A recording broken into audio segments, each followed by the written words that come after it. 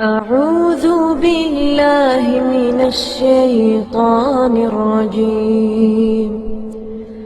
بسم الله الرحمن الرحيم. ومن أحسن قولا ممن دعا إلى الله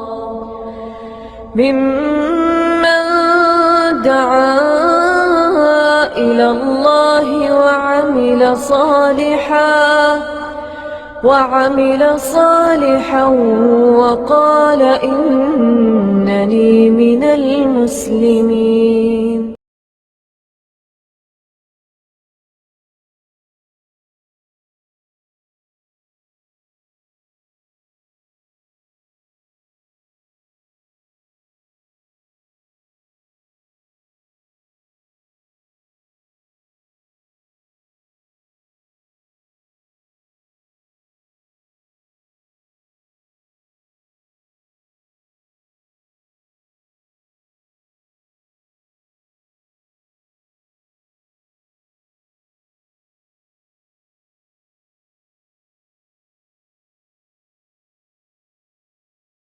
إن الحمد لله نحمده ونستعينه ونستغفره ونعوذ بالله من شرور أنفسنا ومن سيئات أعمالنا من يهده الله فلا مضل له ومن يضلل فلا هادي له وأشهد أن لا إله إلا الله وحده لا شريك له وأشهد أن محمدا عبده ورسوله.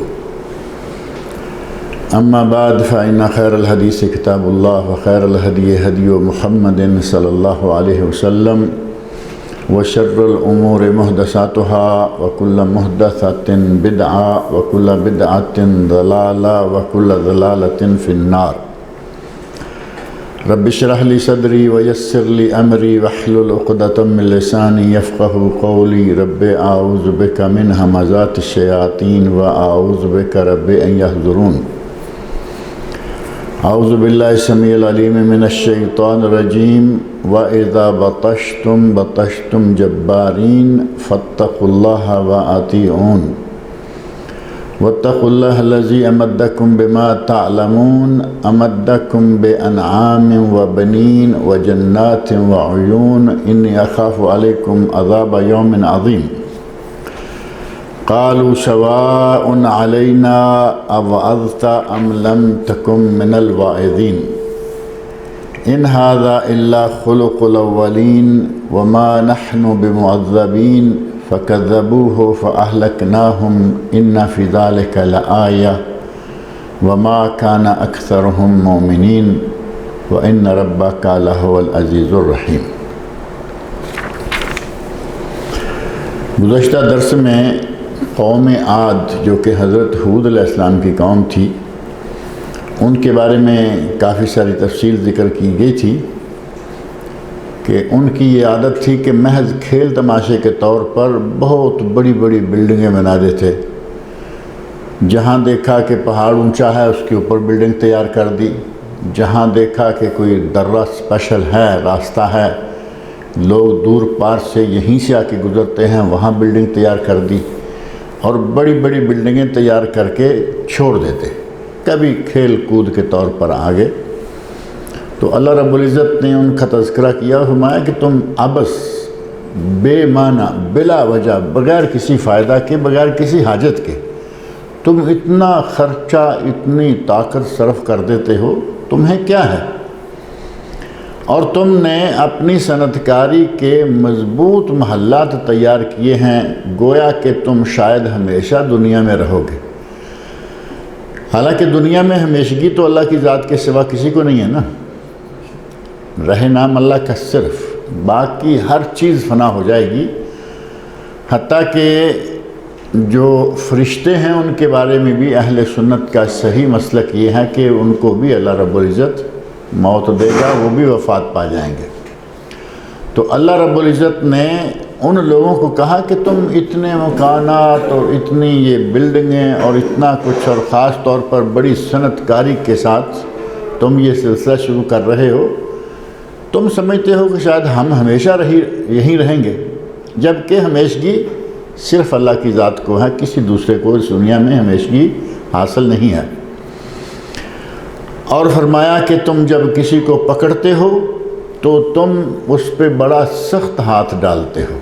وَإِذَا بَطَشْتُمْ جَبَّارِينَ، اور بطش کا معنی پکڑ، جیسا کہ اللہ رب العزت نے خود اپنے بارے میں فرمایا نا، اِنَّ بَطْشَ رَبِّكَ لَشَدِيدٌ، تیرے رب کی پکڑ بہت سخت ہے۔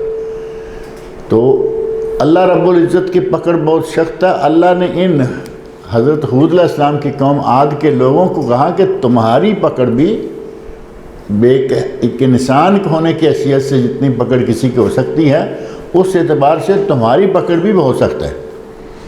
جب تم کسی پہ ہاتھ ڈالتے ہو تو سختی کے ساتھ اور ظلم کے ساتھ ہاتھ ڈالتے ہو۔ فاتقوا اللہ وأطیعون، اللہ کا تقوی اختیار کرو اور میری اطاعت کرو۔ واتقوا الذی امدکم بما تعلمون، اور تم جانتے ہو کہ تمہیں اللہ رب العزت نے کیا کیا دیا ہے، کن کن چیزوں کے ساتھ تمہاری مدد کی ہے۔ امدکم بانعام وبنین، اللہ نے تمہیں جانور دیے، اللہ نے تمہیں اولاد دی، جانور بھی دیے، اولاد بھی دی۔ وجنات وعیون، تمہیں باغات دیے، اور تمہارے باغوں میں تمہاری زمینوں میں اللہ نے چشمے ابال دیے، پانی بھی نیچے سے تیار ہو کے آ رہا ہے، میٹھے پانی۔ انی اخاف علیکم عذاب یوم عظیم، حضرت ہود علیہ السلام کہتے ہیں کہ مجھے ڈر ہے کہ اس عظیم دن میں کہیں تمہیں اللہ کا عذاب نہ گھیر لے۔ اب اللہ کی نافرمانی کرو گے، اللہ رب العزت کی باتیں، اس کے نبیوں کی باتیں نہیں مانو گے تو نتیجہ کیا ہوگا کہ تم عذاب میں مبتلا ہو جاؤ گے۔ اب وہ قوم کیا کہتی ہے؟ قوم جواب دیتی ہے، کہتے ہیں قالوا سواء علینا، ہمارے لیے تو یہ برابر ہے، اوعظت ام لم تکن من الواعظین، تم واعظ کرو یا نہ کرو، ہمارے لیے برابر ہے، یعنی ہمارے دل پہ کسی قسم کا کوئی اثر ہونے والا نہیں ہے۔ گویا کہ کھل کھلا کے انہوں نے اپنی طرف سے انکار کر دیا، کہا کہ کچھ بھی ہوتا رہے، واعظ کرو نہ کرو ہمارے لیے برابر ہے۔ اور قرآن کریم کے شروع میں اللہ رب العزت فرمایا نا، ام لم تنذرہم انذرہم ام لم تنذرہم لا یؤمنون، ڈراؤ یا نہ ڈراؤ یہ ایمان لانے والے نہیں ہیں۔ یہ خود اپنے بارے میں کہہ رہے ہیں، اوعظت ام لم تکن من الواعظین سواء علینا، ہمارے لیے برابر ہے، ڈراؤ دمکاؤ، ہمیں واعظ کرو، ہمیں جہنم کی خبریں بتاؤ، ہمیں اللہ کے عذابوں کے بارے میں کہو، ہم تمہاری بات کو ماننے والے نہیں ہیں، واعظ کرو یا نہ کرو۔ ان ھذا الا خلق الاولین، یہ تو پہلے لوگوں والی باتیں۔ اب یہاں پہلے لوگوں والی باتیں جو ہیں، یہ کس چیز کو کہا کہ یہ پہلے لوگوں والی باتیں ہیں؟ مطلب یہ کہ جو کچھ تم کہہ رہے ہو یہ پہلے لوگ بھی کہتے گئے، پہلے انبیاء آئے، پہلی قوموں کو انہوں نے یہ باتیں کہیں، اور یہ جس دین اور عادات اور روایات پر ہم لوگ قائم ہیں وہ وہی ہیں جو ہمارے آباء و اجداد بھی تھے، ہمارے آباء و اجداد بھی انہی باتوں پر قائم تھے، ہم اسی پہ چل رہے۔ تو گویا کہ انہوں نے صاف طور پر یہ انکار کر دیا، کہا کہ ہم تمہاری ماننے والے نہیں ہیں، ہمارے باپ دادا اسی پہ چلتے رہے اور ہم اسی پہ رہیں گے۔ اور قرآن کریم کے دیگر مقامات پر بھی، حتیٰ کہ مشرکین مکہ نے کہا، نبی اکرم صلی اللہ علیہ وسلم کو خطاب کر کے مشرکین مکہ نے بھی کہا کہ ہم تو وہی کریں گے، ما وجدنا علیہ آباءنا، جس پر ہم نے اپنے ماں باپ کو پایا وہی کام ہم کریں گے۔ تم ہمیں نیا دین لا کے دو گے، نئی باتیں سکھاؤ گے، ہم ان کو قبول کر لیں گے اور ان پر عمل پیرا ہو جائیں گے، یہ نہیں ہوگا، ہم تو اپنے آباء و اجداد کا جو دین ہے اسی پہ قائم رہیں گے۔ تو یہ بھی کہتے ہیں کہ ان ھذا الا خلق الاولین، کہ یہ تو پہلے سے یہی چلتا آ رہا ہے، ہمارے آباء و اجداد جو ہیں وہ اسی پہ قائم رہے اور ہم بھی اسی پہ ہی چلتے جائیں گے۔ وما نحن بمعذبین، اور ہمیں کوئی عذاب وغیرہ ہونے والا نہیں۔ اب انہوں نے آخرت کا کھاتہ اپنے ہاتھ میں لے لیا ہے، گویا کہ وہاں جا کے کچھ عذاب ہوگا نہیں ہوگا اس کا ہمیں معلوم ہے کہ کہ ہمیں کوئی عذاب ہونے والا نہیں ہے۔ اب ان کے ان کلمات میں ان کے عقیدے کا پتہ چلتا ہے کہ وہ لوگ بھی آخرت کو نہیں مانتے تھے۔ جو آدمی آخرت کو نہیں مانتا اس کو عذاب ماننے کی پھر کیا ضرورت ہے؟ اس کا مطلب ہے کہ یہی جو کچھ ہو جائے گا یہی معاملہ ختم ہو جائے گا، نہ آخرت ہے، نہ مرنے کے بعد اٹھایا جانا ہے، اور نہ ہمیں کوئی عذاب ہوگا۔ سیدھا عذاب کا انکار جو ہے ان کے عقیدے کا بھی پتہ دیتا ہے، اور یہی عقیدہ مشرکین مکہ کا بھی تھا۔ اور دیکھیں عاد حود علیہ السلام کی قوم کب گزری، ہزاروں سال پہلے کی بات ہے، آخر میں آ کے کفار اور مشرکین وہی عقیدہ لے کے پھر چل پڑے، کہا کہ ہمیں کوئی عذاب ہونے والا نہیں ہے۔ ابو جہل کے بارے میں معروف ہے کہ وہ کسی قبرستان کے پاس سے گزر رہا تھا، کوئی ہڈی دیکھی پڑی ہوئی، تو ہڈی اٹھائی اور وہ نرم بالکل بوسیدہ تھی، اور بوسیدہ ہڈی ہو کوئی بھی چیز ہو اس میں جان نہیں رہتی، ایسے دبایا وہ آٹا ہو گئی۔ کہتا ہے کہ چلے میں آج مسلمانوں کے نبی سے بات کرتا ہوں کہ تم کہتے ہو اٹھائے جاؤ گے تمہیں عذاب ہوگا، تمہیں ثواب ملے گا، آج میں بات کرتا ہوں۔ جا کے ایسے توڑا پیس اور اس کو دبایا اپنے پوروں کے اندر، اور اس کو آٹے کی طرح ہوا میں اڑا کے کہتا یہ اٹھے گا، یہ دوبارہ زندہ کیا جائے گا، یہ کیسے زندہ کیا جائے؟ یہ عقیدہ عادیوں سے لے کے مشرکین مکہ تک بھی مسلسل اسی طرح آ رہا ہے، اور اللہ رب العزت نے اس عقیدے کا رد جو ہے وہ سورہ دہر کے آغاز میں سٹارٹ ہی یہاں سے لیا۔ سورۃ الدہر، هل اتی علی الانسان حین من الدہر لم یکن شیئا مذکورا، کیا انسان پر وہ وقت نہیں گزرا کہ اس کا دنیا میں ذکر تک بھی نہیں تھا؟ یعنی جب آدم علیہ السلام کو ابھی اللہ نے بنایا نہیں تو وہ وقت ہے، اس میں نہ آدم کا ذکر ہے نہ کسی دوسرے انسان کا ذکر ہے ہی نہیں کسی کا بھی۔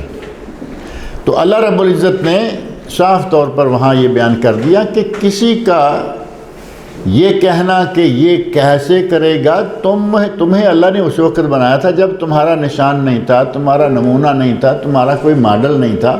اللہ رب العزت نے تمہیں اس وقت بنا لیا، تو اب اس کے لیے بنانا کیا مشکل ہے؟ هل اتی علی الانسان حین من الدہر، زمانے میں سے ایک وقت انسان پر وہ بھی گزرا ہے، لم یکن شیئا مذکورا، اس کا کوئی ذکر تک نہیں تھا، تو ہم نے انسان کو بنایا۔ اب یہ مر جائے، مر کے گل جائے، سڑ جائے، خاک ہو جائے، دھول ہو جائے، کچھ بھی ہو جائے، ہم جب دوبارہ بنانا چاہیں گے ہمارے لیے اب کوئی مشکل نہیں ہے، کیونکہ ایک مرتبہ بنایا بغیر کسی سابقہ نقشے کے، بغیر کسی سابقہ صورت کے۔ وما نحن بمعذبین، ہم عذاب دیے جانے والے نہیں ہیں، یعنی ہم ہرگز عذاب نہیں دیے جائیں گے۔ جب مرنے کے بعد اٹھائے جانے کا انکار کر دیا تو یہ نتیجہ جو ہے وہ بالکل واضح تھا کہ وہ یہ بھی کہہ سکتے تھے۔ فَكَذَّبُوهُ، انہوں نے حضرت حود علیہ السلام کی تکذیب کر دی، انکار کر دیا، کہا کہ ہم تمہیں نہیں مانتے کہ تم نبی ہو، تمہاری کسی کتاب کو نہیں مانتے، تمہارے کسی پیغام کو نہیں مانتے۔ اللہ رب العزت فرمایا فَأَهْلَكْنَاهُمْ، تو پھر ہم نے انہیں ہلاک کر دیا۔ انہیں ہلاک کرنا، یہ قوت طاقت کتنی اس قوم میں تھی۔ حضرت حود علیہ السلام کی قوم جو عادی ہیں، عادی سمودی لوگ بڑے مشہور لفظ ہیں نا، عاد حود علیہ السلام کی اور سمود صالح علیہ السلام کی۔ عادیوں کے بارے میں اللہ رب العزت نے قرآن کریم میں فرمایا ہے لم یخلق مثلھا فی البلاد، اتنی بڑی اتنی طاقتور وہ قوم تھی کہ اس جیسی دنیا میں کہیں دو قوم بنائی نہیں گئی۔ اللہ رب العزت نے یہ بات سورۃ الفجر آیت نمبر 8 میں فرمایا التی لم یخلق مثلھا فی البلاد، وہ قوم اتنی سخت، وہ قوم اتنی طاقتور، وہ قوم اتنی تنومند تھی کہ اس جیسی کوئی قوم ہم نے دنیا میں پہلے بنائی نہیں۔ اور ساتھ ہی وہ قوم خود، یہ تو اللہ رب العزت نے ان کا بتایا کہ وہ بڑی طاقتور قوم تھی۔ قوم والے سورہ حامیم سجدہ کی آیت 15 میں وہ خود کہتے ہیں من اشد منا قوہ، ہم سے زیادہ طاقتور دنیا میں کون ہے؟ یعنی جس قوم کو اتنا اپنے اوپر فخر ہے، جس قوم کو اتنا غرور اور تکبر ہے کہ ہم جیسا دنیا میں کون، اور یقیناً ایسا ان جیسا دنیا میں کوئی نہیں ہوگا، کیونکہ اللہ رب العزت خود بھی کہہ رہے ہیں لم یخلق مثلھا فی البلاد، کہ ان جیسا کوئی آدمی دنیا میں پیدا ہی نہیں کیا گیا، بنایا ہی نہیں گیا۔ لیکن ان کی قوتیں، ان کی طاقتیں دنیا والوں کے سامنے تو ٹھیک ہے، بڑی طاقت ہے، کیا وہ اللہ سے بھی بچ پائے؟ اللہ رب العزت کی پکڑ سے وہ بھاگ سکے؟ نہیں بھاگ سکے۔ اللہ رب العزت نے ان پر ہوا مسلط کر دی، جو ہوا کے ان پر چلتی رہی پورا ہفتہ۔ وہ باد تند جو ہے 7 راتیں اور 8 دن، 7 راتیں اور 8 دن اللہ نے ان پر تیز ہوا مسلط کر دی۔ اور اس ہوا کا کیا ہے؟ تیز ہوا چلتی ہے، ایک انسان کو اٹھاتی ہے، اونچا اٹھا کے سر کے بل زمین پر پٹکتی ہے، یہ نہیں چھوڑ دیتی ہے کہ گر جائے، نہیں، پورے زور سے جیسے کوئی کسی کو پٹکتا ہے زمین پر پٹکتی ہے، اور اس سے اس کا سر پھٹ کر اس سے اوپر کا حصہ بکھر جاتا ہے۔ اب سر کے بغیر پیچھے جو لاش پڑی ہوئی ہے وہ عجیب سی شکل بن گئی یا نہیں؟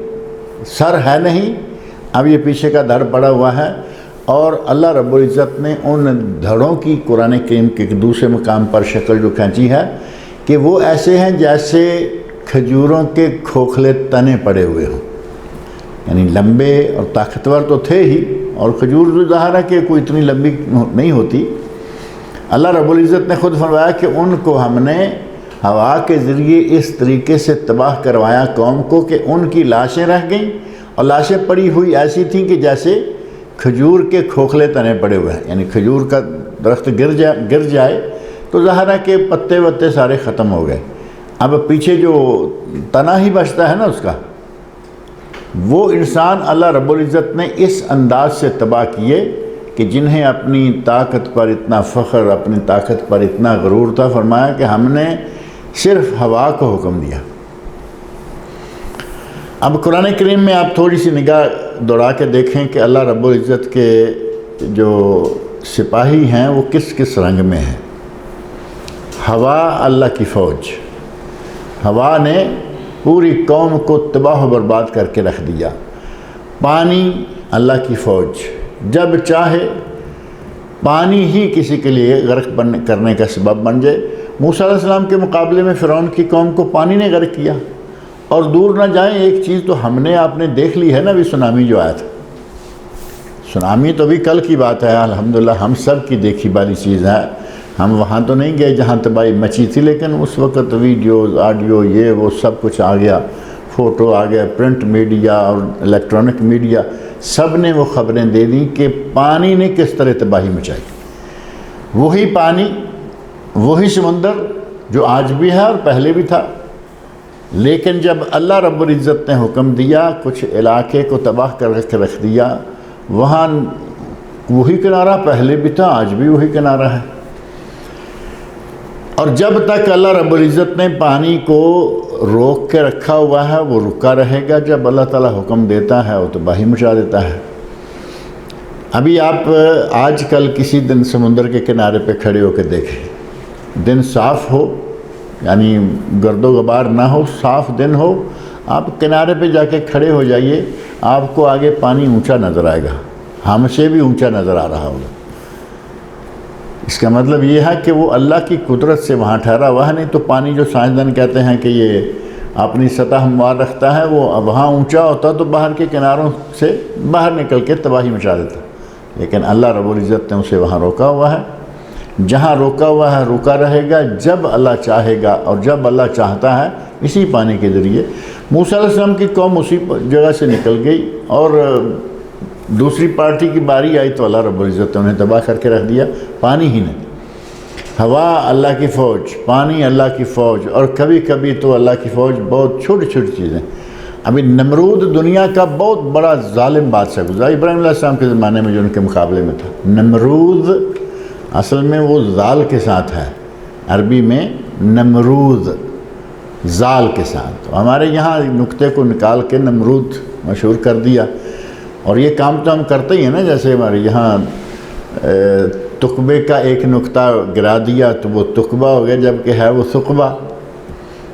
یہ توپ ثوب ہیں اس کا نقطہ نکال دیا، یہ توپ ہو گیا۔ اور اسی طرح اور کئی الفاظ ہیں کہ ہم ایسے ہی اثنین، یہ جو 1 2 3 ہے، واحد اثنین ثلاثہ، اثنین کو اثنین، ایک ہی نقطہ ہر جگہ سے ہم کراتے ہیں، اپنا کام سیدھا کر لیتے۔ اللہ رب العزت نے نمرود کو کس چیز کے ذریعے تباہ کیا؟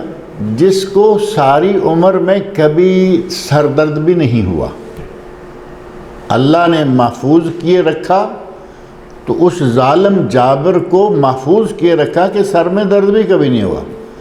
اور جب اللہ نے پکڑ لیا تو کون سا فوجی بھیجا؟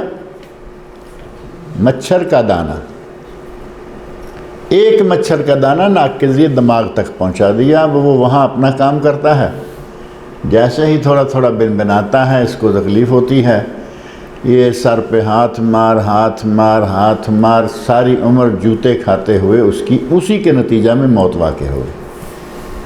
اللہ رب العزت جب پکڑنے پہ آتا ہے، دیکھو کتنا بڑا۔ اللہ رب العزت نے ابرہہ کی فوج کو کن سے مروایا؟ جس نے حرم پہ آ کے حملہ کیا، کعبہ شریف کو گرانے کے لیے یمن سے چلا، اپنے ساتھ ہاتھی بھی لے کے آیا، اپنے ساتھ فوجیں بھی لے کے آیا، تو اللہ رب العزت نے چھوٹے سے پرندے، ابابیل، چھوٹے سے پرندے کو بھیجا کہ جاؤ ذرا دیکھو یہ ظالم کیا کرنے جا رہا ہے۔ ترمیہم بحجارۃ من سجیل، چھوٹے چھوٹے کنکر ان کے پوائنچوں میں ہے، کوئی چونچ میں ہے، وہاں سے گراتے ہیں، سر پہ کنکر لگتا ہے، پاؤں سے نکل جاتا ہے، سارے جسم کو چشم زدن میں چھلنی کر کے کیا فَجْعَلْنَاهُمْ كَعَصْفٍ مَّأْكُولٍ، فَجْعَلَهُمْ كَعَصْفٍ مَّأْكُولٍ۔ اللہ رب العزت نے ان کی لاشوں کو کیسے کر دیا؟ جیسے کہ کھایا ہوا بھوسا ہے، یعنی جانور جیسے کھا کے چیز کو ختم کر دیتا ہے، وہاں گوشت اور ہڈیاں ہر چیز میں اس کا برادہ پڑا ہوا رہ گیا، کوئی چیز نہیں بچی۔ وہ بڑے فخر سے یمن سے چلا کہ میں مسلمانوں کے قبلے کو آج تباہ کر کے آتا ہوں، میں یہ کر کے آتا ہوں۔ اللہ رب العزت نے چھوٹے سے جانور سے اس کو مروا دیا۔ تو آپ پہلی قوموں کی تباہیوں کے واقعات میں یہ دیکھیں گے کہ اللہ رب العزت جب کسی اپنے سپاہی کو حکم دیتا ہے، وہاں کوئی کہے کہ میں اس سے بچ جاؤں گا، ایسا کچھ نہیں۔ اللہ پکڑنے چاہے گا تو پھر وہ ان بطش ربک لشدید، تیرے رب کی پکڑ بڑی سخت۔ فَكَذَّبُوهُ، عادیوں نے حضرت ہود علیہ السلام کی تکذیب کی، انکار کر دیا، ان کو نہیں مانا۔ فَأَهْلَكْنَاهُمْ، تو ہم نے ان کو ہلاک کر دیا۔ اللہ رب العزت نے ہوا کے ذریعے 7 دن 8 راتیں مسلسل جب ہوا چلتی رہی، 7 راتیں اور 8 دن، وہ ایک ایک کر کے، اب یہ بھی نہیں کہ سارے لوگوں کو اللہ چاہتا تو ایک ہی منٹ میں سارا کچھ ختم کر سکتے تھے۔ 8-7 دن مسلسل یہ ہوتا رہا کہ جو لوگ زندہ ہیں اپنی آنکھوں سے دیکھتے بھی رہیں کہ ان کے اپنے لوگوں کے ساتھ کیا ہو رہا ہے۔ دیکھتے دیکھتے وہ 1 ہفتے کے اندر اندر وہ تباہی مچائی ہوا نے کہ ایسے ہو گیا کہ آجاز نخل، قرآن کی دوسری جگہ ہے آجاز نخل، یعنی جس طرح کے کھجور کے تنے کھوکھلے ہیں اور وہ پڑے ہوئے ہیں، اسی طرح لمبی لمبی لاشیں ان کی طاقتور قوم کو اللہ نے تباہ کر کے رکھ دیا۔ ان فی ذلک لآیہ، اللہ رب العزت فرماتے ہیں کہ اس واقعہ میں بھی اللہ کی طرف سے تمہارے لیے نشانی ہے، تمہارے لیے عبرت ہے، تمہارے لیے سبق ہے کہ ان لوگوں کے ساتھ اللہ رب العزت نے کیا کیا۔ یقیناً اس میں نشانی ہے، یعنی عبرت کا نشان ہے۔ وما کان اکثرهم مومنین، اور ان میں سے اکثر لوگ مومن نہیں تھے۔ اب ظاہر ہے کہ اکثر لوگ مومن ہوتے تو سارے لوگوں کی تباہی تو نہ مچتی نا، اکثر لوگ کافر تھے، ان سب کو اللہ رب العزت نے تباہ کیا۔ ہود علیہ السلام اور ان کے ساتھ جو تھوڑے بہت لوگ تھے وہ بچ گئے، جیسا کہ اب نوح علیہ السلام کے زمانے میں دیکھیں، وہاں بھی پانی نے تباہی مچائی، طوفان نوح آیا تو 80 لوگ جو کشتی میں تھے، ان 80 لوگوں کے علاوہ ساری دنیا کو ملیمٹ کر کے پانی رکھ دیا۔ اللہ نے زمین سے پانی ابالا، آسمان سے پانی نازل کیا، یعنی بیک وقت آسمان سے بھی پانی آ رہا ہے، زمین سے بھی ابل رہا ہے، پانی ہی پانی، جل تھل ہر طرف پانی ہی پانی ہے۔ اور اس پانی میں پوری قوم نوح کو تباہ کر کے رکھ دیا۔ اللہ رب العزت نے ہمارے لیے فرمایا کہ ان واقعات میں تمہارے لیے نشانی ہے، عبرت ہے، سمجھو۔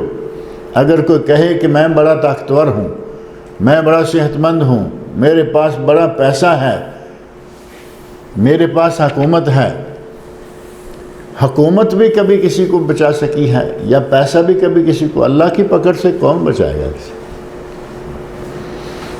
اگر حکومتوں سے اور دولتوں سے انسان بچ سکتا تو یہ مالدار لوگ زندہ ہوتے۔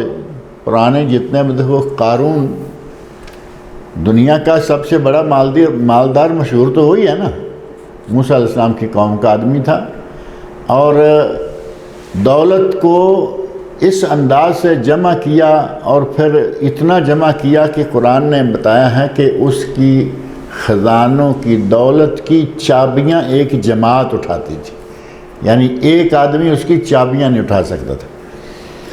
آج کل کا سسٹم تو تھا نہیں نا کہ موبائل کے اندر ہی ساری دولت اکٹھی ہے، جب چاہو کارڈ لگاؤ، پہلے تو کارڈ داخل کرتے تھے نا، آج کل تو آپ کے الیکٹرانک میڈیا کو آپ بہتر جانتے ہیں، وہ کارڈ آپ کے پاس موبائل کے اندر اس کا فوٹو موجود ہے، وہ ایسے جا کے سامنے کریں، جو کرنا ہے آپ کی کارروائی شروع ہو جائے گی۔ اس وقت تو یہ چیزیں نہیں ہوں گی، اور یقیناً نہیں تھیں، اس لیے اس کا جو سکہ ہے، اس کا جو پیسہ ہے، اس کی جو دولت ہے، وہ رکھنے کے لیے، سنبھالنے کے لیے کمرے چاہیے، کمرے سٹور چاہیے، سٹوروں کی چابیاں چاہیے۔ چابیوں کو ایک جماعت اٹھاتی تھی۔ بعض نے کہا کہ اونٹوں کی ایک جماعت، یا مطلق لفظ جماعت، یعنی جماعت ہو تو ایک آدمی تو نہ ہوا، نہ ایک اونٹ ہوا، اونٹوں کی جماعت ہے، انسانوں کی جماعت ہے، وہ اس کے خزانوں کی چابیاں اٹھاتی تھی۔ اتنی دولت اس کے پاس ہے تو کیا ہوا، وہ بچ گیا، دولت نے اس کو بچا لیا، دولت اس کے لیے عذاب بن گئی۔ اللہ رب العزت نے سارے خزانے سر پہ رکھے اور زمین میں دنسا دیا۔ اور دور نہ جائے، ہم اپنے گرد و پیش میں بادشاہوں کو مرتا دیکھ رہے ہیں نہیں؟ بڑے بڑے طاقتور اور بڑے بڑے دولت والے، بڑے پیسوں والے، اگر حکومت یا دولت سے انسان بچ سکتا تو ہمارے یہ کم از کم یہاں کے دور نہ جائیں، ہمارے اپنے ملکوں کے بادشاہ جو ہیں، آپ کی موجودگی میں، آپ کے دیکھتے دیکھتے دیکھیں، ملک فیصل، ملک عبدالعزیز ذرا پہلے کی بات ہے، ملک فیصل رحمۃ اللہ علیہ، ان کے بعد ملک خالد رحمۃ اللہ علیہ، ان کے بعد ملک فہد رحمۃ اللہ علیہ، ملک عبداللہ رحمۃ اللہ علیہ، 5 بادشاہ تو آپ نے اپنی آنکھوں کے سامنے مرتے دیکھے یا نہیں؟ اور دنیا میں اگر کہیں کہ مالدار ترین ملکوں میں سعودی عرب کا نام آتا ہے تو اس میں کوئی شک والی بات نہیں۔ جب مالدار ترین ملکوں کے بادشاہ اپنے آپ کو دولت سے نہیں بچا سکے، ان کا تو الحمدللہ عقیدہ بھی ایسا ہے نا کہ ہمیں مال دولت وغیرہ، ان کے تو مرنے کے بعد، جو وفات کے بعد ان کے جنازے کی حالت دیکھی گئی یا میڈیا میں آئی، اس حالت کو دیکھ کر بہت دنیا مسلمان ہو گئی۔ خاص ملک فہد کے زمانے کی بات آپ کے شاید علم میں ہوگی کہ اتنا سادہ اسٹریچر پہ اور جنازہ رکھا ہوا ہے، اوپر وہ ان کی جو براؤن کلر کی بشت ہوتی ہے، اس بشت میں لپیٹا ہوا ہے، اٹھا کے قبرستان میں لے گئے، سادہ قبر دفن کیا، وہی مٹی جیسے ہماری قبر پہ ہوتی، ہمارے لوگوں کی قبر پہ، ملک صاحب کی وہی تھی۔ باہر کی دنیا کے بہت سارے لوگ، ان دنوں خبریں آ رہی تھی کہ بہت سارے کافر مسلمان ہو گئے۔ بھائی یہ اسلام ہے کہ بادشاہ کنگ اور اتنے طاقتور ملک کا بادشاہ، اور اس کو ایسے دفن کیا ہے جیسے ایک عام آدمی دفن کیا جاتا ہے۔ تو دولت اگر کسی کو بچا سکتی تو ہمارے کنگ بچے ہوئے ہوتے، کنگ نہیں بچے، ہم نہیں بچیں گے، کوئی نہیں بچے گا، کسی کو دولت نہیں بچا سکتی۔ وہ قارون کو نہیں بچا سکی تو پھر اتنی دولت تو کسی کے پاس اور ہوگی نہیں۔ اللہ رب العزت نے فرمایا کہ تمہارے لیے ان فی ذلک لآیہ، تمہارے لیے اس میں نشانی ہے، تمہارے لیے اس میں عبرت ہے۔ وما کان اکثرهم مومنین، اور وہ اکثر لوگ مومن نہیں تھے۔ وان ربک لہو العزیز الرحیم، اور تیرا رب جو ہے وہ عزیز ہے، غالب ہے اور رحیم ہے، رحم کرنے والا ہے۔ اگر کوئی کہے کہ اتنی قوموں کو ایسے مار دیا، ایسے ہوا کے ذریعے تباہی مچا دی، پانی کے ذریعے تباہی مچا دی۔ تیرا رب غالب ہے لیکن ساتھ ہی رحیم ہے۔ غالب لوگ فاتح قومیں عموماً مفتوح قوموں کو ظلم و زیادتی سے بہت کم بچا پاتی ہے، لیکن وہ اللہ رب العزت ہے، خالق و مالک ہے، وہ غالب بھی ہے اور رحیم بھی ہے، یعنی بغیر کسی وجہ کے، بلا کسی سبب کے وہ کسی کو تباہی میں مبتلا کر دے گا، ایسا نہیں، وہ بہت رحیم ہے۔ ایک ماں کا بچہ گم ہو گیا، اپنے بچے کی تلاش میں وہ ادھر بھاگ ادھر بھاگ، وہ بہت زور شور سے بھاگ رہی تھی، اور کوئی بچہ بھی ملتا پکڑ کے اس کو اپنے سینے سے لگاتی، پھر دیکھتی، پھر چھوڑ دیتی کہ یہ تو میرا نہیں، اور بالآخر اپنا بچہ ملا۔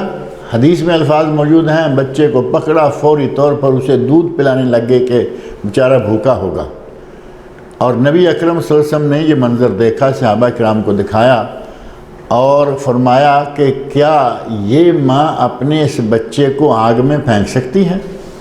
دیکھیں نبی صلی اللہ علیہ وسلم موقع کو مناسب دیکھ کر لوگوں کو واعظ کیا کرتے تھے، لوگوں کے دلوں میں بات آسانی سے گھس جائے۔ کہا کہ یہ ماں جسے تم نے دیکھا کہ اس کا کیا حال تھا، دیوانہ وار ڈھونڈ رہی تھی، اور جب بچہ مل گیا تو کیسے سینے سے چمٹایا ہے، کیا یہ ماں اپنے بچے کو آگ میں پھینکے گی؟ تو صحابہ کہتے ہیں یا رسول اللہ ہم قسم کھا کے کہہ سکتے ہیں کہ اس کے بس میں ہو تو یہ جہنم میں نہیں پھینکے، آگ میں نہیں ڈالے گی۔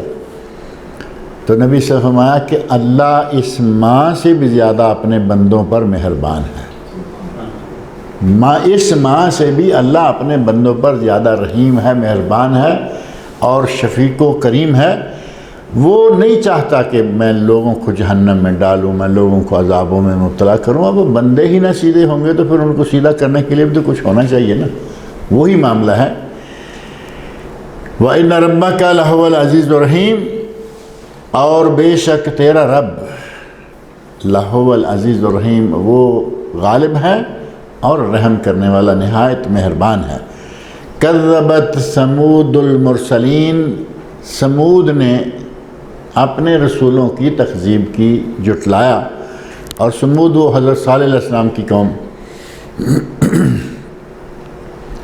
اذ قال لهم اخوهم صالح الا تتقون، جب ان کی قوم کے بھائی نے، سمود قوم کے بھائی صالح علیہ السلام نے انہیں کہا الا تتقون، کیا تم ڈرتے نہیں ہو، کیا تم اللہ کا تقوی اختیار نہیں کرتے ہو؟ اب یہ جملہ جو ہے یہ پہلے میں نے ذکر کیا کہ حضرت صالح علیہ السلام کی قوم ہے سمود۔ یہ عاد جو ہیں یہ کسی دوسرے علاقے میں ہیں، لیکن یہ سمود سعودی عرب کے اندر، ان کا علاقہ یہ مدینہ منورہ سے تبوک جائیے، درمیان میں العلا محافظہ ہے، ڈسٹرکٹ العلا، وہاں یہ علاقہ ہے جس کو اب شہر خموشاں کہیں کہ شہر تو ہے لیکن آباد نہیں ہے، گھر ہیں رہنے والا کوئی نہیں ہے، اور پہاڑوں کے اندر انہوں نے جس انداز سے اپنے گھر بنائے ہوئے ہیں وہ انتہائی عبرت ناک۔ پہلی قوم کے بارے میں فرمایا کہ وہ اپنے آپ کو کہا کرتی تھی من اشد منا قوہ، اور انہیں اللہ رب العزت نے خود فرمایا ان کے جیسا التی لم یخلق مثلها فی البلاد، ان جیسا دنیا میں کوئی بنایا ہی نہیں گیا۔ یہ قوم جو ہے یہ بھی اسی طرح کی طاقتور تھی، اس نے پہاڑوں کو کھود کر پہاڑوں کے اندر اپنے گھر بنائے ہوئے تھے۔ آپ میں سے کوئی دیکھا کسی نے مدائن صالح یا نہیں دیکھا ہے؟ مدائن صالح جس کا میں ذکر کر رہا ہوں، حضرت صالح علیہ السلام کی قوم کا شہر یا علاقہ جو ہے، بڑے بڑے پہاڑ ہیں، اور پھر ان کو کھودنے کا انداز یہ بھی نہیں ہے کہ ایسے کھودا اور کچھ بھی بیٹھنے سونے کی جگہ بنائی، نہیں، آپ دیکھیں گے کہ پہاڑ کو پہلے اس طرح کاٹا اور یہاں سے دروازہ نکالنا ہے، دروازہ نکالا، دروازے کی جگہ بنی ہوئی ہے، دروازے کے اوپر جیسے ہمارے پھول بوٹے ڈالتے ہیں، ڈانٹیں بناتے ہیں نا، بہترین سائڈوں پہ ڈانٹیں بنی ہوئی ہیں، اور یہاں شیر بیٹھے ہوئے ہیں، دائیں بائیں دروازے کے اوپر شیر بنے ہوئے، اور وہ سعودی گورنمنٹ نے شیروں کے سر تو کاٹ رکھے ہیں، تاکہ وہ جیسے مجسمے ہوتے ہیں اسٹیچو کی شکل نہ رہے، سر کاٹ دیے ہوئے ہیں لیکن پتہ تو چلتا ہے کہ شیر ہی تھا، سر کٹا ہوا ہے لیکن شیر ہے، شیر بنائے ہوئے ہیں، اندر پھر داخل ہو جائیں تو پتہ چلتا ہے کہ یہ کچن تھا، یہ ان کا بیڈ روم تھا، یہ ان کی مجلس تھی۔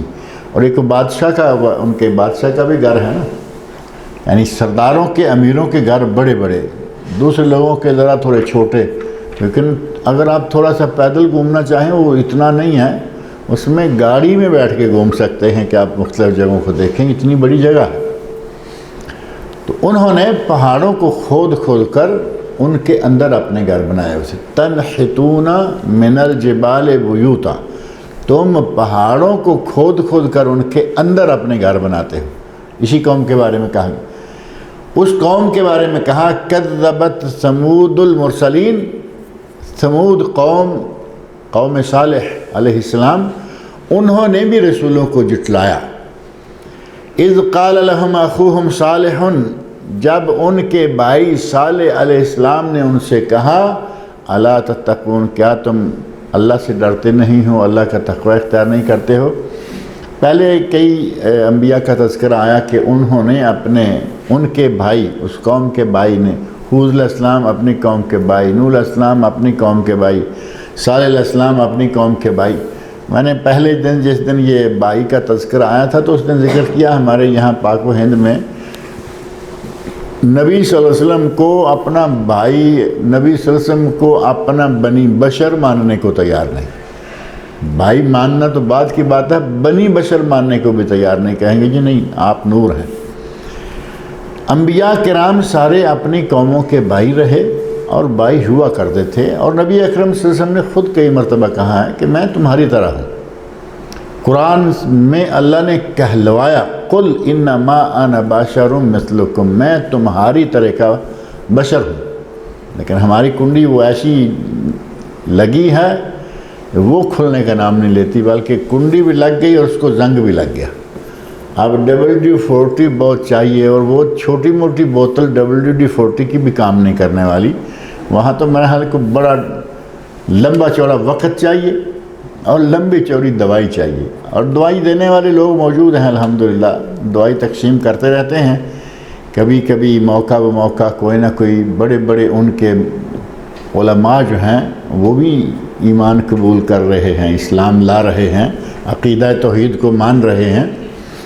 تو یہ آج بھی وہ بات موجود ہے، اور اللہ رب العزت نے ہر نبی کو قوم کا بھائی قرار دیا، اور ہمارے لوگ جو ہیں وہ ماننے کے لیے تیار نہیں۔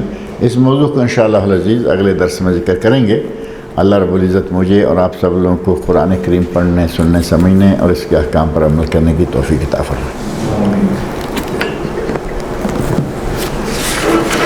ان الحمدللہ والصلاة والسلام علی رسول اللہ وعلی آلہ وصحبہ اجمعین ومن تبعہم بإحسان الی یوم الدین، اما بعد۔ بسم اللہ الرحمن الرحیم۔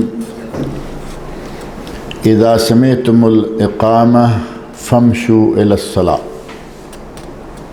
وعلیکم السکینۃ والوقار ولا تسرعوا فما ادرکتم فصلوا وما فاتکم فاتموا، متفق علیہ واللفظ للبخاری۔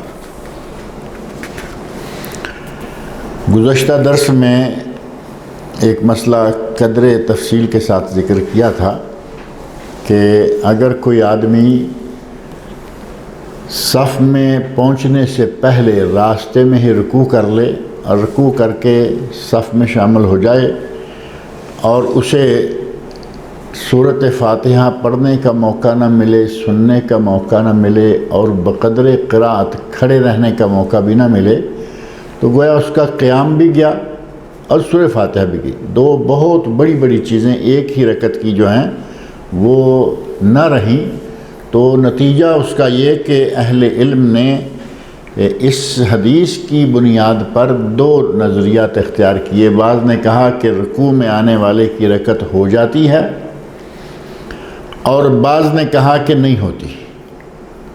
جو کہتے ہیں ہو جاتی ہے، اسی حدیث میں ہے نبی اکرم صلی اللہ علیہ وسلم فرماتے ہیں زادک اللہ حرصاً ولا تعد، اللہ تیری حرص زیادہ کرے، دوبارہ ایسا نہ کرنا۔ کہتے ہیں کہ اگر ان کی وہ رکعت نہ ہوئی ہوتی تو آپ کہتے کہ وہ رکعت دہراؤ، یہ نہیں کہا لہٰذا ہو گئی۔ اور دوسرے لوگ جواب دیتے ہیں کہ آپ نے یہ کہاں سے اندازہ لگا لیا کہ انہوں نے وہ رکعت دہرائی نہیں تھی، یا آپ نے کہا نہیں، اس میں نہیں ہے، دوسری روایات کو دیکھا جائے گا۔ تو بہرحال دو طرفہ میں نے تھوڑی سی تفصیل بھی ذکر کی تھی اور آپ کے سامنے یہ بات رکھی تھی کہ امام بخاری رحمۃ اللہ علیہ، امام بیہقی، امام سبکی جو بڑے بڑے ائمہ میں سے ہیں، اور ان کے علاوہ بہت سارے محدثین اور علماء حدیث یا علماء اہل حدیث، وہ سارے اس بات کے قائل ہیں کہ رکوع والے کی رکعت نہیں ہوتی، اسے نئے سرے سے وہ رکعت پڑھ لینی چاہیے، جبکہ دوسرے لوگ جو ہیں وہ کہتے ہیں کہ رکوع والے کی رکعت ہو جاتی ہے، جو رکوع میں آ کے مل گیا وہ اس رکعت کو شمار کر لے، کاؤنٹ کر لے، اور اس کے لیے بھی ضروری ہے کہ وہ آ کے پہلے اللہ اکبر کھڑے ہو کے ہاتھ باندھے، پھر اللہ اکبر کر کے رکوع جائے۔ اور اگر باگے آتے آتے اللہ اکبر سیدھا رکوع ہی چلا جاتا ہے تو اس کی تو تکبیر تحریمہ چھوٹ گئی، وہ تو داخل ہی نہیں ہوا نماز میں، اس کی وہ رکعت کیا ہوگی؟ تو یہ کافی تفصیل طلب مسئلہ ہے، اور اس موضوع پر میں نے الحمدللہ ریڈیو میں بھی کہا، اور وہ پرنٹ ہو کر کتابی شکل میں بھی موجود ہے۔ اور اصل موضوع ہے سورہ فاتحہ، یہ امام کے پیچھے جو مقتدی ہیں ان کو پڑھنی چاہیے یا نہیں۔ تو اس موضوع پر سورۃ الفاتحہ، فضیلت اور مقتدی کے لیے حکم، اس عنوان سے میری کتاب الحمدللہ شائع ہو چکی ہے۔ شاید یہ آپ کو کسی کے پاس آئی ہے PDF نہیں ان دنوں میں، بھیجتے ہیں انشاءاللہ، سب کو یہ پہنچ جائے گی باذن اللہ تعالی۔ اور حضرت وابصہ بن معبد رضی اللہ تعالی عنہ بیان کرتے ہیں کہ نبی اکرم صلی اللہ علیہ وسلم نے ایک آدمی کو دیکھا کہ وہ صف کے پیچھے اکیلا نماز پڑھ رہا ہے۔ جب اسے اکیلے نماز پڑھتے دیکھا تو اسے حکم دیا فَأَمَرَهُ أَن يُعِيدَ الصَّلَاةَ، کہ وہ اپنی نماز دوبارہ پڑھے۔ دوبارہ پڑھنے کا حکم دینے سے یہ معلوم ہوتا ہے کہ اس کی وہ نماز آپ نے شمار نہیں کی کہ تیری نماز نہیں ہوئی۔ ایک دوسرے صحابی کا واقعہ ہے نا، جو آدمی 3 مرتبہ مسلسل نماز پڑھتا ہے، آیا نماز پڑھی، جلدی نماز پڑھی، السلام علیکم یا رسول اللہ، آپ نے فرمایا وعلیکم السلام، ارجع فصلی فإنک لم تصلی، لوٹ جاؤ، جا کے دوبارہ نماز پڑھو، تم نے نماز نہیں پڑھی۔ 1 مرتبہ گیا، 2 مرتبہ گیا، 3 مرتبہ گیا، آ کے کہتا ہے والذی بعثک بالحق، اے اللہ کے نبی قسم ہے اس ذات کی جس نے آپ کو حق کے ساتھ نبی بنا کے بھیجا ہے، میں اس سے اچھی نہیں پڑھ سکتا، یعنی میں تو یہی پڑھوں گا جتنی مرتبہ کہو گے، آپ مجھے سکھلا دیجئے۔ تو نبی صلی اللہ علیہ وسلم نے انہیں نماز پڑھنے کا طریقہ بتایا جو کہ کتب حدیث میں موجود ہے۔ تو جسے آپ یہ کہیں کہ تم دوبارہ نماز پڑھو، اس کا مطلب یہ ہو کہ اس کی وہ نماز نہیں ہوئی۔ ان کو، اس آدمی کو جن کو حضرت وابصہ بن معبد رضی اللہ عنہ بیان کر رہے ہیں، انہیں بھی نبی صلی اللہ علیہ وسلم نے حکم دیا کہ تو دوبارہ نماز پڑھ۔ اور ان کا مسئلہ کیا تھا؟ وہ پیچھے اکیلے کھڑے تھے، انہیں دوبارہ نماز پڑھنے کا حکم دیا۔ اور ایک طلق رضی اللہ تعالی عنہ کی روایت ہے، اس میں یہ الفاظ ہیں لا صلاۃ لمنفرد خلف الصف، صف کے پیچھے منفرد اکیلے آدمی کی نماز نہیں ہوتی۔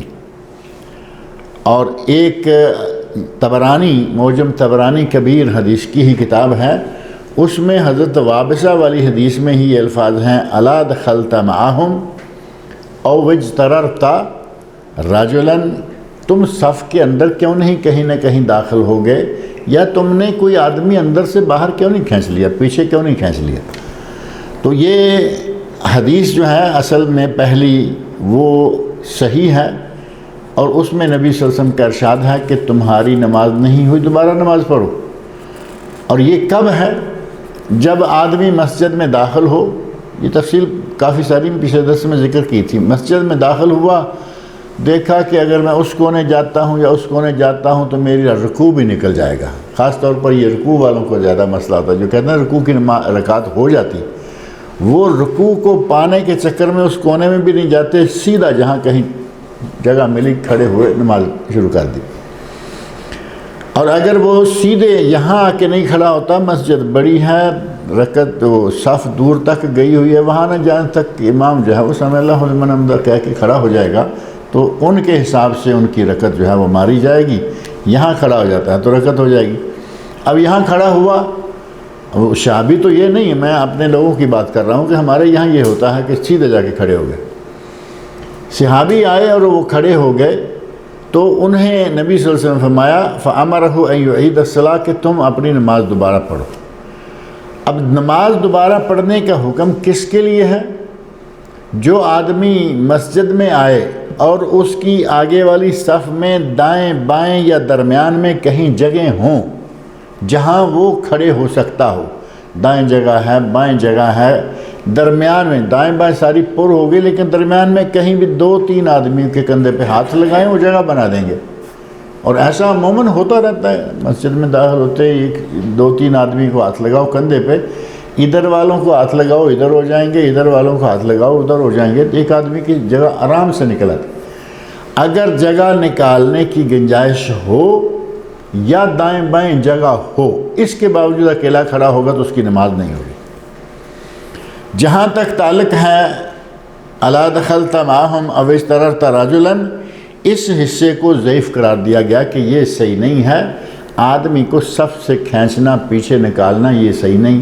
پہلی بات یہ کہ وہ پہلے آیا تھا، صف اول میں اس کا حق ہے، آپ نے آ کے اس کی حق تلفی کیا نہیں کی، اس کو صف اول کا نمازی ہونے کی بجائے پچھلی صف میں کھینچ لیا، اس کی وہ فضیلت آپ نے کم کروا دی. حالانکہ اللہ کے ہاتھ میں ہے، لیکن آپ نے اس کا مقام کم کر دیا کہ پیچھے لا کے کھڑا کیا. دوسرا یہ کہ آپ کو اگر گنجائش نظر آ رہی ہے تو اندر جا کے گھس جاؤ، نہیں نظر آ رہی پیچھے اکیلے کھڑے ہو جاؤ، پھر آپ کی وہ نماز دہرانے کی ضرورت نہیں ہوگی، کیونکہ اکیلے آدمی کو نماز پڑھنے کی شکل میں کوئی حرج نہیں. شرط یہ ہے کہ آگے والی صف میں گنجائش نہ ہو. تو یہ نبی اکرم صلی اللہ علیہ وسلم کا ارشاد ہے صف بندی کے سلسلہ میں. اور ابھی جو حدیث میں نے آپ کے سامنے پڑھی ہے، حضرت ابو ہریرہ رضی اللہ تعالی عنہ کی روایت ہے، کہتے ہیں کہ نبی صلی اللہ علیہ وسلم نے ارشاد فرمایا اذا سمعتم الاقامہ فامشوا الصلاۃ، جب تم اقامت کی آواز سن لو تو نماز کی طرف چلتے ہوئے آؤ. اب اس کا معنی یہ نہیں ہے کہ جب اقامت کی آواز سنو تو گھر سے نکلو اور چلنا شروع کرو. اب اقامت کی آواز تو کلومیٹر دور تک جا رہی ہوتی ہے نا آج کل. اب اگر اقامت کی آواز سن کے گھر سے نکلیں گے تو مسجد میں آنے تک جماعت ختم ہو جائے گی. مقصد یہ ہے کہ جب اقامت کی آواز آپ نے سن لی اور ابھی آپ مسجد میں نہیں پہنچی، 10 قدم 50 قدم ابھی باقی ہیں، تو اس وقت چلتے ہوئے آؤ، دوڑتے ہوئے نہیں. ہے نا، کئی لوگ وہیں سے دوڑ لگا دیتے ہیں، وہ اقامت ہو گئی بھاگو، تکبیر ہو گئی بھاگو. نہیں، فرمایا فمشوا الی الصلاۃ، تم نماز کی اقامت سن کر نماز کی طرف چلتے ہوئے آؤ. وعلیکم السکینۃ والوقار، اور تم پر سکون و وقار ہونا چاہیے. چلتے ہوئے آدمی جو آرام سے آ رہا ہے وہ سکون و وقار سے آ رہا ہے، جو نارمل چال ہے. اور جیسے ہی وہ دگڑ دگڑ بھاگنا شروع کر دے گا تو وقار تو ختم ہو گیا. وہ اگرچہ نماز کے لیے ہی کیوں نہیں بھاگ رہا، لیکن اللہ کے نبی نے اس بھاگنے کو سکون اور وقار کے خلاف شمار کیا. فرمایا کہ نہیں، آؤ وعلیکم السکینہ والوقار، تم پہ سکون اور وقار جو ہے وہ ہونا چاہیے. ولا تسرعوا، اور جلدی نہ مچاؤ، بھاگو نہیں. سرعہ تیزی، ولا تسرعوا، تیزی نہ دکھاؤ. اب یہ سرعہ کا لفظ تو معروف ہے نا، ابھی یہاں تو روڈ پہ چلتے ہوئے دائیں بائیں کا سرعہ 120 کلومیٹر، اس سے زیادہ جائیں گے تو چالان ہو جائے گا. یہ سرعہ کا لفظ ہے. تو یہاں اللہ کے نبی صلی اللہ علیہ وسلم نے ولا تسرعوا، مسجد کی طرف آتے ہوئے سرعہ تیزی نہیں، آرام سے آؤ. فما ادرکتم فصلوا، جو امام کے ساتھ آ کے پالو پڑھ لو، یعنی جتنی آپ کو مل گئی مثال کے طور پر ایک رکعت گزر بھی گئی ہے چل کے آتے ہوئے تو وہ گزر گئی، اب وہ آپ نے پڑھ لینی ہے۔ جو امام کے ساتھ مل گئی پڑھ لو، وما فاتکم فاتموا، اور جو آپ فوت ہو گئی وہ رکعت ایک مثلا نکل گئی ہے تو اس کو نماز سلام پھیرنے کے بعد آپ اٹھ کے پورا کر لو۔ فاتموا کا معنی ہے پورا کر لینا، یعنی جو رکعت تمہاری گزر گئی ہے اس کو بعد میں اٹھ کے پورا کر لو۔ اور بعض روایات میں ہے کہ جو رکعت تمہاری نکل گئی ہے وہ بعد میں اٹھ کے قضا کر لو۔ لفظ دونوں صحیح ہیں اور لفظوں دونوں کا معنی جو ہے وہ بھی قریب قریب ہی ہے، لیکن اس سے ایک مسئلہ تھوڑا مختلف آتا ہے کہ اگر کہیں کہ اتموا پوری کر لو تو اس کا معنی یہ ہوا کہ ایک رکعت رہ گئی تھی، آپ کی وہ چوتھی رکعت ہے، وہ اٹھ کے پوری کر لو، یعنی سورہ فاتحہ پڑھو اور قل هو اللہ کے بغیر رکوع کر لو اور آپ کی رکعت ہو گئی۔ اور اگر کہیں فقدو، اپنی اس رکعت کو قضا کر لو جو نکل چکی ہے، تو اس کا معنی یہ ہوا کہ جو ہماری رہی تھی وہی ہم نے یہاں قضا کرنی ہے، اور جو رہی تھی اس میں کیا تھا؟ اس میں سورہ فاتحہ تھی۔ ایک سورہ فاتحہ والی چھوٹے تو ایک، اور دو سورہ فاتحہ والی چھوٹ جائیں تو دو میں آپ کو اکیلے اٹھ کر بھی سورہ فاتحہ پڑھ لینی چاہیے۔ یہ مسئلہ اتنا آسان اور واضح ہے، آسان فہم ہے، کوئی اتنا مسئلہ نہیں۔ سورۃ فاتحہ پڑھے بغیر نماز نہیں ہوتی، دوسری کوئی بھی سورت پڑھے بغیر نماز ہو جاتی ہے۔ جلدی ہے نہیں ہے، جماعت میں ہے نہیں ہے، اگر ویسے بھی آپ 2 رکعتیں پڑھتے ہیں سورہ فاتحہ پڑھ کے رکوع کر لیں، آپ کی رکعت ہو جائے گی، کیونکہ سورہ فاتحہ کا ایک نام کافیہ بھی ہے، الکافیہ، کہ یہ کافی ہو جاتی ہے ایک رکعت کے لیے۔ دوسری کوئی صورت، آپ سورہ بقرہ پوری پڑھ لیں، سورہ فاتحہ چھوڑ دیں، آپ کی رکعت نہیں ہوگی۔ اب سورہ بقرہ 2.5 پارے ہیں، وہ پڑھ لیں، فاتحہ چھوڑ دیں، 7 آیتیں ہیں وہ چھوڑیں گے، آپ کی رکعت نہیں ہوگی، کیونکہ سورہ فاتحہ کے بعد نماز نہیں ہوتی۔ تو یہ معنی ہے فما ادرکتم فصلوا، جو تمہیں مل جائے امام کے ساتھ وہ پڑھ لو، وما فاتکم فاتموا، اور جو آپ کی نکل گئی امام سے پہلے، جو آپ کی 1 رکعت 2 رکعت نکل جائیں، انہیں اٹھ کے آپ پورا کر لیں۔ ان ابی بن کعب رضی اللہ تعالی عنہ قال قال رسول اللہ صلی اللہ علیہ وسلم، حضرت ابی بن کعب رضی اللہ عنہ کہتے ہیں صلاۃ الرجل مع الرجل ازکیٰ من صلاتہ وحدہ، نبی صلی اللہ علیہ وسلم فرماتے ہیں کہ ایک آدمی کی نماز ایک آدمی کے ساتھ مل کر پڑھے، 2 آدمیوں کی جماعت ہو گئی نا، اس آدمی 2 آدمیوں کی نماز ایک آدمی کے پڑھنے سے زیادہ افضل ہے، زیادہ پاک۔ ازکیٰ کا معنی ایک آدمی اکیلا نماز پڑھے گا، اس کی بجائے 2 آدمی مل کے نماز پڑھیں گے تو ان کو زیادہ ثواب ملے گا۔ نماز تو وہی ہے دونوں نے پڑھی، لیکن یہ 2 کی جماعت ہو گئی، ثواب زیادہ۔ وَصَلَاتُهُ مَعَ الرَّجُلَيْنِ أَذْكَىٰ مِنْ صَلَاتِهِ مَعَ رَجُلٍ، اگر ایک آدمی کے ساتھ ایک آدمی ہے اس کا جو ثواب کتنا ہے، اور اگر ایک آدمی کے ساتھ 2 آدمی ہیں تو ان ایک آدمی والے سے 2 آدمی والے کا ثواب بڑھ جائے گا۔ معنی یہ ہوا کہ جتنی جماعت بڑی ہوگی اتنا نمازیوں کا ثواب بھی بڑا ہو جائے گا۔ ہمارے یہاں عموماً یہ ذہن ہوتا ہے کہ ہاں چلیں اگلی پہلی جماعت نکل جائے گی تو ہم جا کے اپنی جماعت بنائیں گے۔ اب پہلی جماعت میں 300 500 1000 آدمی ہے، اور آپ جو جا رہے ہیں آپ کے پاس 3 آدمی ہیں، چوتھا مل نہیں رہا، تو کیسے گوارا کریں گے؟ اللہ کے نبی فرماتے ہیں کہ ایک آدمی والے کی، جس کے ساتھ 2 آدمی ہیں اس سے ثواب کم ہے، ایک آدمی والے کو جتنا ثواب ملے گا 2 والے کو اس سے بھی زیادہ ملے گا، جتنے مقتدی زیادہ اتنا سارے نمازیوں کا ثواب زیادہ۔ تو پھر یہ جو 2-4 ٹانگے کی سواریاں لے کے اپنے آپ کو سمجھتے ہیں کہ یہ ہماری جماعت بھی ہو گئی، ہمیں بھی جماعت ہو گئی، ٹھیک ہے، لیکن نبی صلی اللہ علیہ وسلم کا ارشاد کہ ان کا ثواب تم نہیں پا سکتے، وہ سینکڑوں تھے، تم جو ہیں وہ انگلیوں پہ گنے جا چکنے والے لوگ ہو۔ صلاتہ مع الرجلین اذکیٰ من صلاتہ مع رجل، 2 آدمیوں والے کی نماز کا ثواب ایک آدمی والے سے زیادہ ہے۔ وما کان اکثر فہو احب الی اللہ عز وجل، اور جتنے جماعت میں لوگ زیادہ ہوں گے وہ جماعت اتنی ہی اللہ تعالیٰ کو زیادہ پیاری ہے۔ یعنی جماعت، اب ظاہر ہے کہ ایک محلے میں مسلمان اتنے ہیں کہ وہ ایک صف کے لوگ بنتے ہیں، تو اللہ تعالیٰ کو وہی پیارے ہیں۔ اب اس ایک صف والے میں سے آدھے پونے آ کے پہلے پڑھتے ہیں اور آدھے بعد میں، اور اس کے بعد چوتھا حصہ بعد میں، تو اللہ کو پیاری جماعت کون سی ہوگی؟ پہلی، جس میں کہ زیادہ لوگ ہیں۔ اللہ تعالیٰ کو وہ جماعت زیادہ پسند ہے۔ وما کان اکثر، جتنے بھی لوگ نمازی زیادہ ہوں گے وہ اتنے ہی زیادہ اللہ تعالیٰ کو پسند ہے۔ حضرت ورقہ رضی اللہ تعالی عنہ صحابیہ ہیں، وہ بیان کرتی ہیں ان نبی صلی اللہ علیہ وسلم امرہا ان تؤم اہل دارہا، نبی صلی اللہ علیہ وسلم نے انہیں حکم دیا تھا کہ وہ اپنے گھر والوں کو جماعت کرایا کریں۔ یعنی فاضل عورت تھی، پڑھی لکھی تھی، قرآن کریم کافی حصہ حافظ ہوگا یقیناً، تو آپ نے فرمایا کہ اکیلے اکیلے نماز پڑھنے کی بجائے تم اپنے گھر والوں کو جماعت کرایا کرو، جماعت کے ساتھ پڑھا کرو۔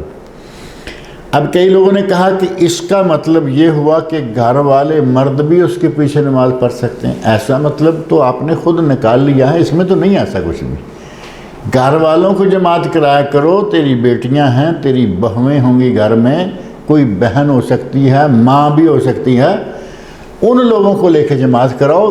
مردوں کو عورت جماعت نہیں کرا سکتی، یہ پہلے مسئلہ گزر گیا نا، جس دن میں نے ذکر کیا تھا کہ آج کل تو عورتیں بھی جماعت کرانا شروع ہو گئی ہیں مردوں کو، بلکہ جمعہ پڑھا دیا کینیڈا میں۔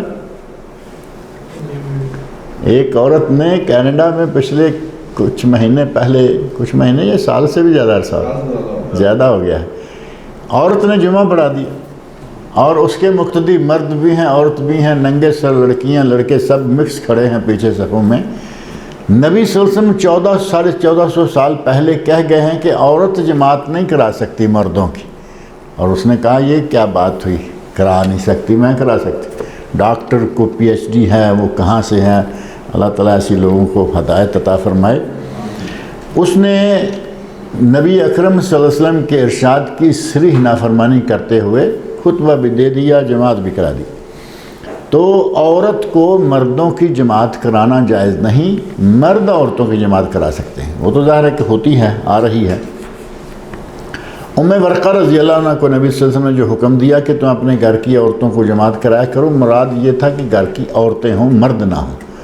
مردوں کے لیے جب حکم ہے کہ وہ مسجد میں نماز پڑھیں، باجماعت نماز پڑھیں، عورتوں کو تو جماعت کا حکم نہیں ہے نا۔ عورتوں کے لیے مسجد میں جا کے باجماعت نماز پڑھنا ضروری نہیں، بلکہ نبی صلی اللہ علیہ وسلم فرماتے ہیں کہ ان کی نماز اپنے گھر کے اندر مسجد سے بھی زیادہ افضل ہے۔ عورت جتنی پردے میں نماز پڑھے گی اتنا ثواب زیادہ۔ مردوں کو جب حکم ہے کہ مسجد میں پڑھو، تو اس کا معنی یہ ہوا کہ حضرت ورقہ کو عورتوں کو جماعت کرانے کا حکم دیا ہے۔ اور اس میں یہ بھی ہمارے لیے ایک سبق ہے کہ عورتیں گھروں میں اکیلے اکیلے نماز نہ پڑھیں، بہو الگ پڑھ رہی ہے، ساس الگ پڑھ رہی ہے، بیٹیاں الگ پڑھ رہی ہیں، بہنیں الگ پڑھ رہی، نہیں، جماعت نماز کا وقت ہو، باجماعت نماز پڑھا کریں، ثواب حاصل کریں۔ وعن انس رضی اللہ تعالی عنہ ان نبی صلی اللہ علیہ وسلم استخلف ابن ام مکتوم رضی اللہ عنہ یؤم الناس وهو اعمی، نبی صلی اللہ علیہ وسلم نے حضرت عبداللہ بن ام مکتوم رضی اللہ عنہ کو لوگوں کا امام بنایا جبکہ وہ نابینا تھے۔ حضرت عبداللہ بن ام مکتوم نابینا ہیں، یہ وہی ہیں عبسہ وتولی ان جاءہ الاعمی۔ اللہ رب العزت نے ان کو کتنا مقام دیا کہ نبی کو جھڑکی دے دی اس آدمی کی وجہ سے کہ تم ناک منہ چڑھا رہے ہو کہ ایک نبینا آ رہا ہے۔ تو نبی صلی اللہ علیہ وسلم نے انہیں اپنا نائب مقرر کیا ہے، یہ بھی نہیں ہے کہ کوئی کسی جگہ پہ نہیں، نبی صلی اللہ علیہ وسلم مدینہ سے کہیں باہر جانے والے ہیں تو انہیں اپنا نائب مقرر کر کے گئے، استخلافہ اپنا خلیفہ بنایا کہ میرے بعد تم نے جماعت کرانی ہے، اور وہ نبینا ہے۔ ہمارے بعض مولوی حضرات اس بات کو بھی لے کے کھڑے ہو جاتے ہیں جی نابینا جماعت کرائے تو جماعت مکروہ ہے اور یہ ہے اور وہ ہے. کیوں جی؟ نابینا جو ہے اس کو اپنی طہارت کی پوری سمجھ نہیں، کپڑے کی سمجھ نہیں، یہ کی سمجھ. نبی صلی اللہ علیہ وسلم اپنا خلیفہ بنا کے جا رہے ہیں جو آدمی نابینا ہے. تو آج کے مولوی کو پتہ نہیں کہاں کہاں کی باتیں سوچتی ہیں کہ یہ نہ کرو، پھر یہ نہ کرو، وہ نہ کرو. نبی صلی اللہ علیہ وسلم نے انہیں اپنی جگہ پہ مدینہ منورہ میں، اور یہ حدیث بھی سند کے اعتبار سے بالکل صحیح ہے. ابو داود میں ہے، مسند امام احمد میں ہے، صحیح ابن حبان میں ہے. ہمارے یہاں تو مسئلہ ہے نا کہ بچہ جماعت نہ کرائے جب تک بالغ نہ ہو، اور 7-8 سال کا بچہ، 10 سال کا بچہ جماعت کراتا رہا، اپنے محلے کا امام رہا.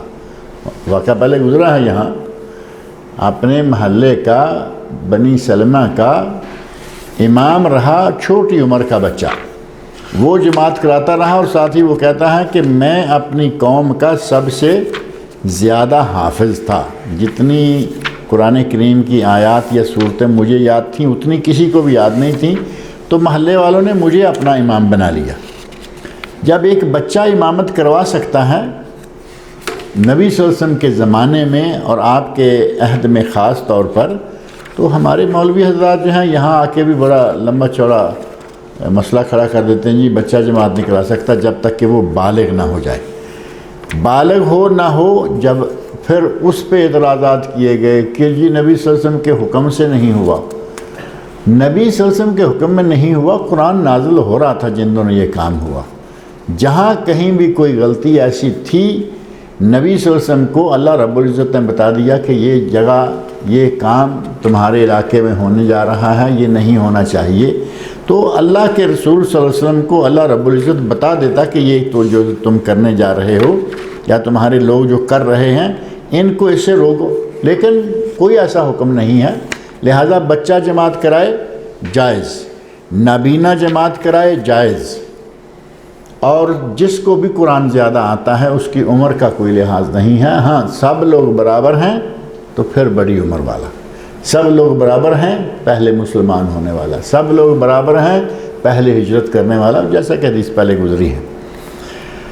حضرت عبداللہ بن عمر رضی اللہ تعالیٰ عنہما بیان فرماتے ہیں صلو علی من قال لا الہ الا اللہ وصلو خلف من قال لا الہ الا اللہ. یہ دارقطنی کی روایت ہے. حافظ ابن حجر اسقلانی رحمۃ اللہ علیہ نے روایت ذکر کرنے کے بعد خود کہہ دیا ہے کہ یہ ضعیف ہے، یعنی یہ ناقابل عمل ہے. مفہوم یہ ہے کہ جو لا الہ الا اللہ کہنے والا یعنی مسلمان ہے اس کی نماز جنازہ پڑھ دو. صلو علی من قال وصلو خلف من قال، جو مسلمان ہے اس کے پیچھے نماز پڑھ لو. اب جو مسلمان ہے اس کی نماز جنازہ پڑھ دو مطلقاً یہ بھی صحیح نہیں ہے. نبی صلی اللہ علیہ وسلم نے تو جس پر قرضہ ہے اس کی نماز جنازہ نہیں پڑھی. قرضہ ہے، کہا میں اس کی نماز جنازہ نہیں پڑھتا. ایک صحابی نے کہا یا رسول اللہ اس کا قرضہ میں اپنے ذمہ لیتا ہوں. کہا دیکھ لو پکی بات ہو گئی تو جنازہ پڑھایا. اب یہ تو نہیں ہے کہ مسلمان ہے تو اس جو بھی عمل ہے جو بھی کچھ کرتا رہا ہے. ایک آدمی نے خودکشی کر لی، مسلمان ہے وہ کافر نہیں ہو جاتا. خودکشی کرنا گناہ ہے، کبیرہ گناہ ہے، لیکن کفر نہیں ہے. آپ نے اس کی نماز جنازہ نہیں پڑھائی، کہا تم پڑھ لو میں نہیں پڑھتا. تو یہ روایت جو ہے وہ سند کے اعتبار سے صحیح نہیں ہے کہ ہر کسی کے پیچھے نماز پڑھ لو، ہر کسی کا جنازہ پڑھ لو. پیچھے پڑھنے کے لیے امام بھی صحیح عقیدے کا ہونا چاہیے. ایک آدمی مشرک ہے، اس کی تو اپنی نماز نہیں ہوتی، ہماری اس کے پیچھے کیا ہوگی؟ مشرک آدمی کی اپنی نماز نہیں ہوتی اور اس کے پیچھے جو پڑھے گا اس کی کہاں ہوگی؟ حضرت علی بن ابی طالب رضی اللہ تعالی عنہ سے مروی ایک روایت ہے، کہتے ہیں اذا اتی احدکم الصلاۃ والامام علی حال فلیصنع کما یصنع الامام. یہ سنن ترمذی کی روایت ہے اور اس میں بھی کہا گیا کہ وہ باسناد ضعیف، یہ بھی ضعیف ہے. مفہوم اس کا یہ ہے کہ جب تم آؤ تو جو امام کر رہا ہے وہی تم کرو، یعنی امام سجدے میں تم سجدہ کر لو. مفہوم ٹھیک ہے. امام رکوع میں رکوع چلے جاؤ، امام سجدے میں سجدے چلے جاؤ، امام کھڑا ہے کھڑے ہو جاؤ. جس حال میں امام کے ساتھ آ کے شامل ہوتے ہو یا جس حال میں امام ہوتا ہے اسی حال میں شامل ہو جاؤ. یہ نہیں ہے کہ امام رکوع چلا گیا، آپ سمجھتے ہیں کہ رکوع کی رکعت نہیں ہوتی، اب آپ رک گئے، رکوع گیا، قوما کیا، سجدہ کیا، جلسہ کیا، پھر سجدہ کیا، پھر اٹھا اور اب آپ نے جا کے اللہ اکبر، یہ نہیں. یعنی امام کے ساتھ مسجد میں جاتے ہی شامل ہو جاؤ، وہ جس حال میں ہے، وہ رکعت مانی جائے گی یا نہیں مانی جائے گی یہ دوسری بات ہے. امام سجدے میں ہے، سجدے میں شامل ہو جائے. سجدے کا ثواب اللہ تعالیٰ الگ سے دے گا، اور وہ رکعت جو بعد میں آپ نے پڑھنی ہے اس کا ثواب اللہ تعالیٰ الگ سے دے گا. تو مفہوم کی حد تک یہ بات صحیح ہے، لیکن سند کے اعتبار سے یہ بات صحیح نہیں ہے. آگے موضوع بدل رہا ہے.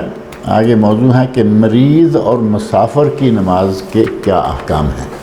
انشاءاللہ تعالیٰ یہ موضوع اگلی مرتبہ شروع کریں گے.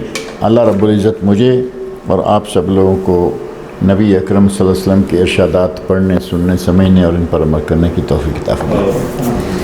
کوئی سوال ہو تو آپ کر سکتے ہیں. جو پیدا ہو گئے وہ قیامت تک زندہ نہیں ہے یا انسانوں کی طرح کے بیچ میں موت ہے؟ کون؟ فرشتے. نہیں، ان کے یہاں اس طرح نہیں ہے جیسے انسانوں کو. ان کو اللہ تعالیٰ نے بنایا ہے اپنے خاص مقاصد کے تحت. ان کی موت آخر میں جب اللہ تعالیٰ چاہے گا. انسانوں کی طرح وہ پیدا ہوتے مرتے نہیں، کیونکہ وہ پیدا ہوتے نہیں، وہ بنائے گئے ہیں. یعنی ان میں شادیاں نہیں ہیں، ان میں بیویاں نہیں ہیں، ان میں بچے نہیں ہیں. یہ توالد کا سلسلہ فرشتوں میں نہیں. وہ اللہ کی مخلوق ہے جسے اللہ نے بنایا ہے.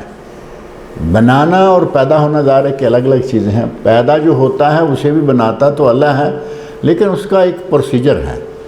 یہ بنائے گئے ہیں، فرشتے جو ہیں وہ بنائے گئے ہیں، اور جب تک اللہ چاہے گا وہ زندہ ہیں. ان کو اس طرح ہماری طرح موت نہیں آ رہی کہ 100 سال کا ہو کے 200 سال کا ہو کے 1000 سال کا ہو کے مر گیا. نہیں، وہ اپنی جگہ پہ اپنی ڈیوٹیاں کر رہے ہیں. جنوں میں موت ہے نا؟ جنوں میں موت ہے، جنوں میں موت ہے، لیکن ان کی عمریں کافی لمبی ہیں. جنوں کی عمریں میرا خیال ہے ہم سے زیادہ لمبی ہیں، خاص طور پر آج بھی. کیونکہ بعض لوگ جو جنوں کے ساتھ کچھ تعلق داری رکھتے ہیں، کچھ لوگ جن نکالتے ہیں، اور کچھ لوگ جن نکالنے کے ساتھ ساتھ پھر ان کے ساتھ کچھ کنورسیشن بھی شروع کر لیتے ہیں. گفتگو شروع کر دی، پوچھنا شروع کر دیا.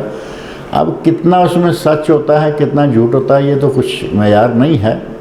ہمیں خود ایک آدمی نے بتایا، اس نے کہا کہ میری بات ہوتی ہے بعض جنوں سے، تو ان میں 600 سال 800 سال 1200-1500 سال معمولی بات ہے. تو میں نے کہا کہ اس کا مطلب کہ ان میں تو کئی صحابی بھی ہوں گے جن ابھی بھی، کیونکہ وہ تو جو 1200-1500 سال 1450 سال تو نبی صلی اللہ علیہ وسلم تھے.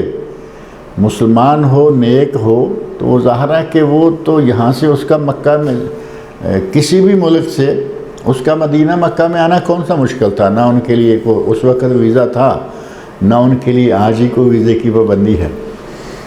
تو بقول اس کے کہا کہ ہزاروں سال عمر جو ہے ان کے اندر پائی جاتی ہے. بقول ان کے بتاتے ہیں کہ اتنے ہزار، اتنے 100، بہت لمبی لمبی عمریں. بلکہ انہوں نے تو ایک بات اور بھی بتائی. کہا کہ ہمیں آپ کے کچھ شاگرد جن بھی ملے ہیں. کہ میرے شاگرد جن کہاں، کیسے؟ تو کہا کہ مسجد مصعب بن عمیر میں، وہ آپ کے جو میں وہاں لؤلؤ والمرجان پڑھی تھی پوری کتاب، اور اس سے پہلے عمدۃ الاحکام تھی. کہا کہ اس مسجد کے آپ کے درسوں کے شاگرد بھی ہمیں ملے. کہ چلیں، اللہ تعالیٰ انہیں نیک رکھے، اللہ تعالیٰ ہمارے لیے ان کو صدقہ جاریہ بنائے. تو بہرحال یہ کہ ان میں عمریں ہوتی ہیں اور موت ہوتی ہے، وہ مرتے بھی ہیں. ان کے یہاں باقاعدہ جیسے انسان کے پاس ہے نا توالد کا، بچے بڑے جوان مرد عورتیں سب ہیں. فرشتوں میں عورتیں مرد والا بھی کام نہیں ہے، بچے بڑے والا بھی نہیں، ولادت بھی نہیں، وہ کچھ بھی ایسا نہیں. سب یہ جو جگہیں ہیں سمود کے، یہ جو زیارت یا تفریح کے لیے جاتے ہیں، اصل میں زیارت اور تفریح کے لیے یہی ہے کہ جاتے جاتے دیکھتے عبرت کے طور پر، جیسے ایک ہسٹوریکل پلیس کو عبرت کے طور پر دیکھا جا سکتا ہے، دیکھیں. لیکن یہ کہ اب آپ کھانا بھی ساتھ لے کے جائیں اور وہاں بیٹھ کے اندر ہی کھا کے بھی آئیں، فوٹو بھی بنا کے لے کے آئیں کہ یہ دیکھو ہم مدائن صالح میں بیٹھ کے کھانا کھائیں، یہ جائز نہیں ہے.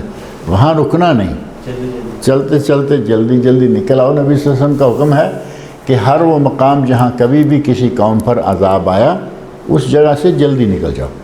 اسی لیے وادی محصر سے جلدی نکلنے کا حکم ہے، کیونکہ وہاں یہ ابابیل والے تھے اور وہاں حضرت صالح علیہ السلام کی قوم سمودی تھی.